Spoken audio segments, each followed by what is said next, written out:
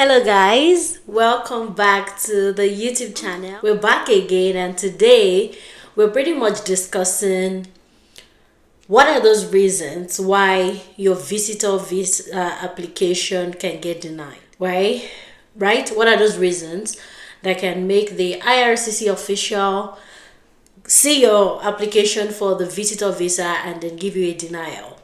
Now, the number one thing is that failure to provide proper documentation or the full documentation that is required.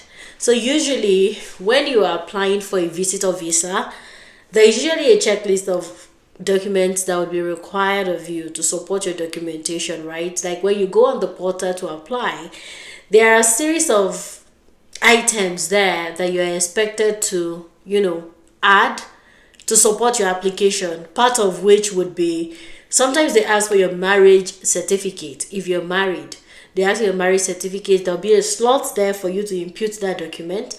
Sometimes they ask you for, in fact, all the time, they ask you for proof of financial sufficiency, right?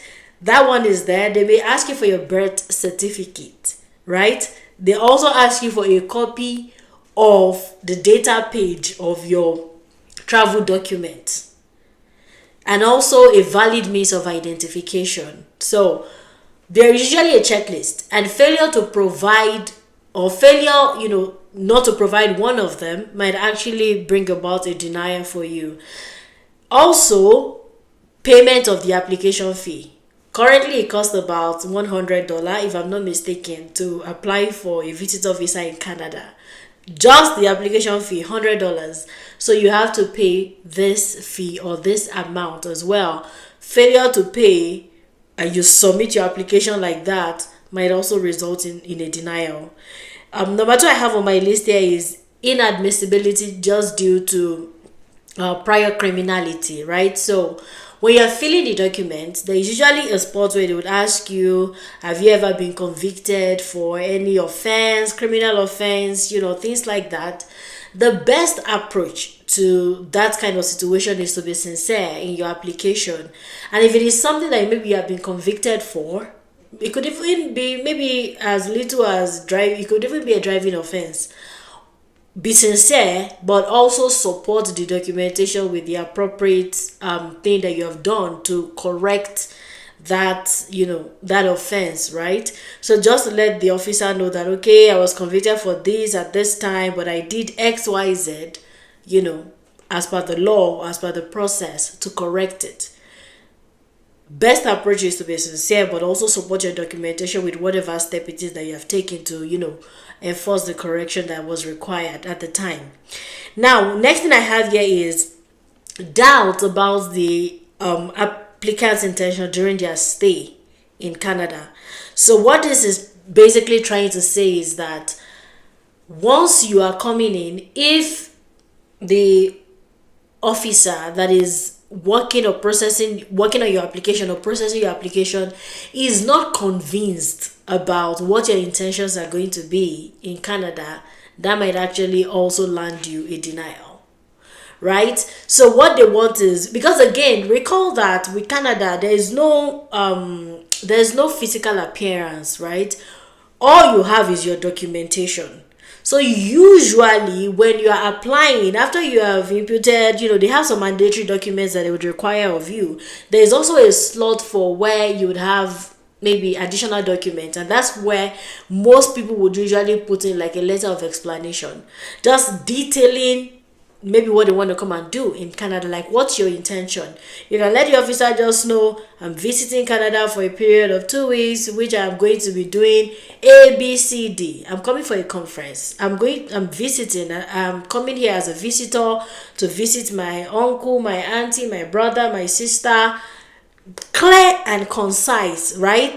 Just be explicit about what your intention is to why you're coming to Canada. Let the official be convinced, right? Because they're not going to pick up the phone to call you to say, okay, Mr. So we received your application. I'm not really clear about what you have written in this application, in this letter or in this application about what you're going to be doing.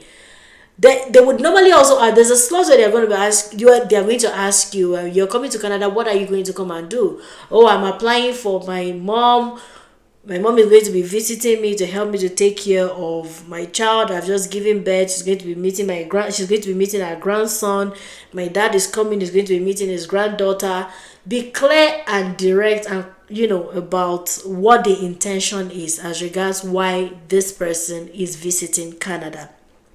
Number 4 I have on my list here is, if an applicant does not show ties that they have to their own country, that could also land you a denial or a refusal. And what does that mean?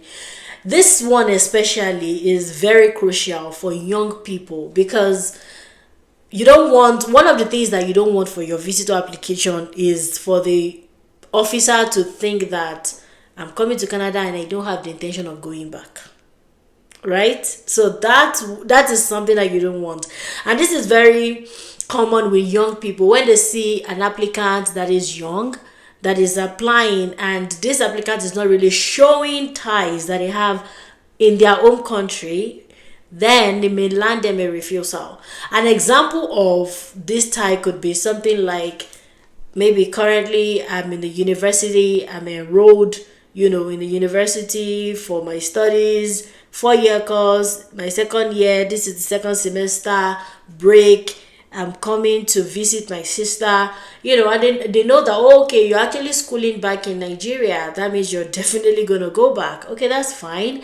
Or, also show like, also in your letter of explanation, you can even have your HR write like a letter of employment confirmation to say this person is employed in this organization, they are just coming to Canada for a visit of so number of weeks, they are going to be reporting back to their duty station by blah blah blah blah blah, right? So that way they know that, oh, you have a job back home that you're going back to. So it's just very crucial that you support your application with all of this document that ties you back to your home country, to let them know that you have something that you're going back to, and not that you're just coming to Canada and you're going to Japa, right? So usually they want to scrutinize, especially the applications of young people. Usually for old people, you may not necessarily need to add any supporting document in that regard, because they know that this guy is like maybe a 60-something-year-old, a 70-year-old person is coming to visit Canada. They know that most times those guys want to go back, because at that age or at that stage in their life, it's not like they want to come and start a new life in Canada, right? So they are usually a little bit more lenient. But when it comes to application of younger people, they are like scrutinizing. You must just dot all your I's and cross all your T's. Next I have on my list is misrepresentation. Now this one is actually a very big deal, because misrepresenting yourself can land you a very big denial, and not only, in fact, it can just blacklist you, right? Such that even if you reapply again, they may not necessarily give you. And an example of that would be also in their list of questions, you would see questions like, have you ever applied to any country where they denied you visa before? So this is, they will ask you about Canada as well. Have you ever applied to Canada and they denied you? You will answer that one. Then they will ask you if you have ever applied to any country whatsoever, and have you ever been denied a visa. It's very crucial to be truthful in that regard, because a lot of all these countries, right, they share information. So you could see like Canada, United States, United Kingdom. So maybe you had applied for a visitor visa in the UK and they denied you, and you think, I'm applying to Canada's system here. It's not like they are going to know now. Let me just put no there, because you're trying to increase your chances, right? You're trying to increase your chance. But the truth is, you are actually shooting yourself in the leg. Just be truthful there and say, yes, I applied in the UK, to the UK this particular year for visiting visa, and they denied me. And it's fine. That does not mean that Canada is going to deny you. No. But it's just crucial to be transparent, such that when you're trying to save yourself by maybe saying no, you're actually shooting yourself in the leg if they realize that you have actually misrepresented yourself. That's another reason why you may get denied. Now, another one I have on my list here is that if the applicant, if they do not have a legal status in their current country of residence, then that might actually land them in denial. And I'll give you an example. So this is just a scenario where, let's say you are currently in the UK, for example, you're Nigerian currently in the UK, you're visiting United Kingdom, and again, you've been there for quite a while, right? And let's say you are just allowed to be in the UK for, I'm not sure now, but for the analysis of this conversation, let's say 6 months. That is the legal stay, right? The legal timeline. You're allowed to stay. Everybody knows. So if the timeline has gone past 6 months and you want to apply to Canada, so for example, now you are no longer a valid, so to say, or a legal status holder in the UK, because the timeline for which you are applying, for which you're supposed to be there, has elapsed, and then you're trying to apply to Canada for a visitor visa, then they may deny you, right? Again, another example is, say if you've been in Canada for 6 months, we all know you're allowed to stay for 6 months at a stretch, and you're trying to apply to go to the UK. And let's say, yes, you did not extend your visitor visa in Canada, your 6 months elapsed. Now you're in your 8th month, just there, and you did not extend it. When you are applying to the UK, they would ask you, if you are applying for your visitor visa, then they would ask you if you have a valid status in that current country of residence. If you answer yes, they would ask you to upload your proof, right? So in this instance, if 6 months you did not extend your stay to get the visitor record, you won't have anything to upload in that section. And if you answer no, that is automatic. They'll just deny you, right? Because they would just assume that if you do not have a legal status in the country that you're in right now, and you're applying to come to Canada, that means that you're going to come and overstay your papers here as well. So they're definitely not going to give you that visa that you're looking for. Next I have on my list is like failure to meet the health standard. So again, when you're filling your application, they would ask you your health, medical history, if you have any health challenges and things like that. Best thing is also to be sincere in your application and provide supporting as many documentations as possible to support this and support that, right? At least that's when the official that is processing your application to also know that, okay, this person is not trying to hold back any information, or this person is not trying to hide under, this person is trying to be open and transparent as much as possible. So yeah, I'll give them this visa, right? I mean, it's just the way we think, in the human nature. So they'll ask you about your health, medical history. Again, answer the questions that are there. Be sincere about it. And the reason again is because, if you are not sincere and maybe if they eventually give you the visa and you come into Canada, this will they have record, right? And now for one reason or the other, you're coming, you have one health challenge that is putting some sort of pressure on their health system. Even though you're going to pay for it as a visitor, it's not like it's covered by the provincial government. But when you go back and you want to come back again, and they look at all these things and it's like, this person was not sincere in this, it may actually land you. You may not, they may just refuse you. They may not give you that visa just based off of that. And the last thing I have on my list which is maybe the most common one in terms of why you may also get denied, is not showing enough proof of financial sufficiency. That's one of the biggest one that can very easily land you a refusal, right? So it's imperative to know that you have to show sufficient proof of funds for yourself to support your documentation. And this goes hand in hand with, say for example, if you fill in your form that you're going to be staying in Canada for 2 months, you're going to be staying for 3 weeks, try to gauge it and see how much would I need to cater for myself, right? In terms of feeding, accommodation, air transport, like how much would bring me, how much would take me back, how much will accommodate me in Canada, even movements within Canada, tourist attractions, feeding, this restaurant, that restaurant. try to gauge it and then see how much can be enough or sufficient for me to live as a tourist in Canada for 3 weeks. Have that money in your account or in your statement.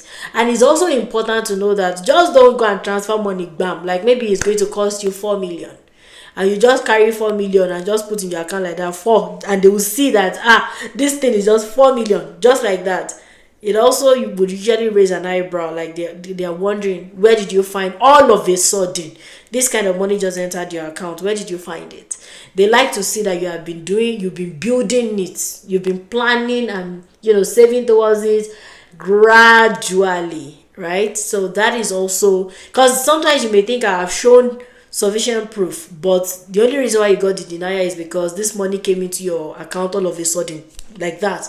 It just shows in your history 4 million, and that's the only thing that you have in that statement. That's only going to raise a red flag, right? So those are some of the things that one is to pay attention to when you are putting your visitor visa application together, in order for you to give yourself like the best chance so that this application can actually get approved, right? Another thing again is, of course, when you are coming in, because them giving you the visa does not guarantee that you have entered the country. You can get to the border or the immigration basically when you land, and they can still send you back.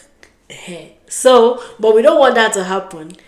Ultimately, some other things that they may ask you physically when you get to the immigration point is they want to see your return ticket. Yes. So it doesn't, and the return ticket now does not necessarily have to be like you're going back to your home country, because you can, maybe you're going from Canada, maybe you're going to the US, or you're going to Dubai, or you're going somewhere. All they want to see is that you have a return ticket to your next destination. That is, you're going away from your own country. That's also something that you're going to need to show at the immigration, or they may ask you, because sometimes they do all of this random stuff, and they may just ask you. If you don't have it, the person may just send you back, right?